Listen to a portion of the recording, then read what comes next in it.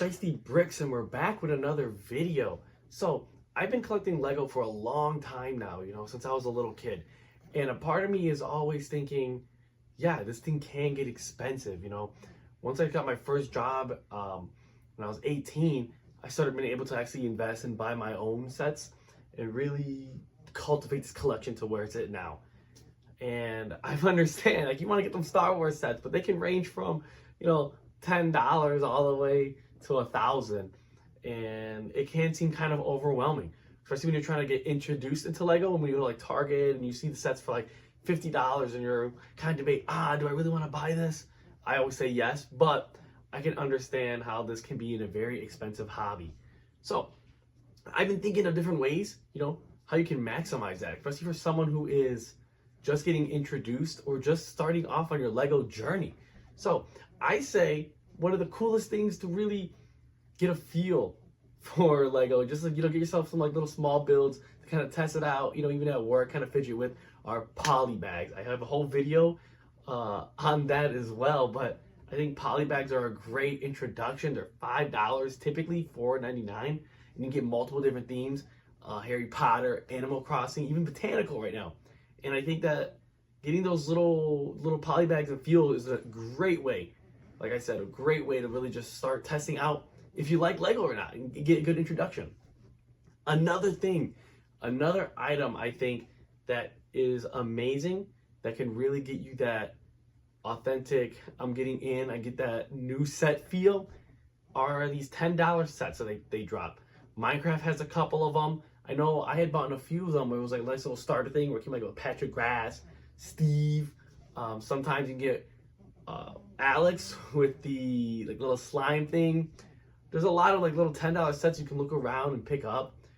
Creator drops a couple of $9.99 sets. You don't always have to go for, like, say, the nostalgic themes like Star Wars or Minecraft. Anything big names. They also do, speaking of Star Wars, battle packs.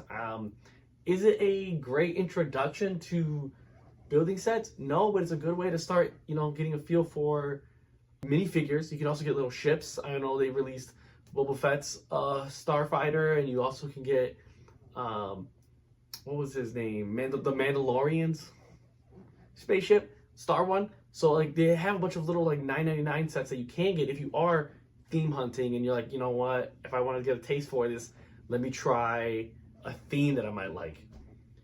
And then another way are deals, right? Always go, Amazon might always drop some like 20% off. Target could do 20% off.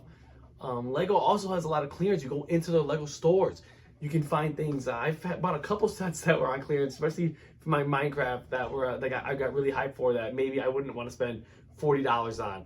But $19.99, yeah, I'll cap that. And then on top of that, you can always Facebook Marketplace, right? Secondhand Lego stores. Now, I personally haven't bought anything off of like eBay or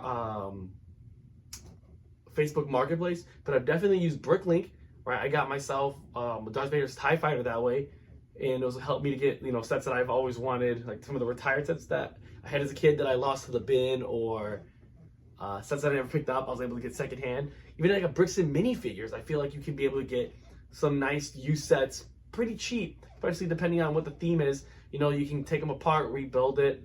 But circling back to like the Facebook Marketplace, you can get like bins of Lego, probably like a couple pounds for like $20, $50, that you can just test, build, and play with them.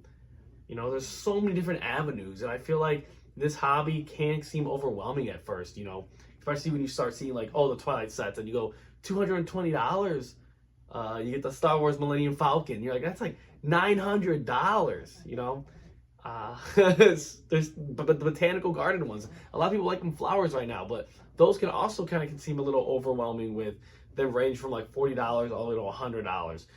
Them juicy succulents are worth it. I'll say buy them, but I can understand, especially if you're trying to ball on a budget and you want to be able to fit Lego into your lifestyle, then yeah, I can understand not being hesitant and spending all that just to build it, put it on display, and never touching it again.